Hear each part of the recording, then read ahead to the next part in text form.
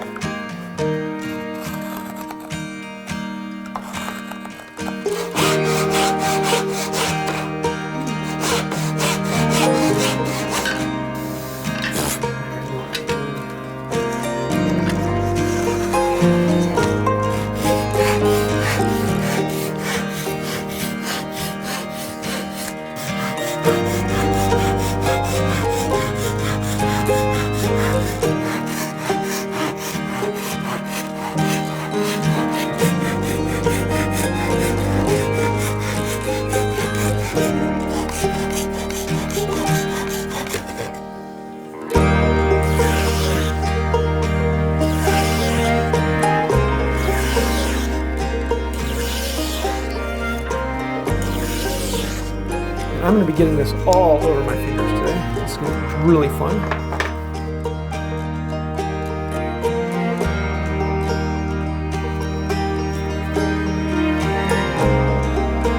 That.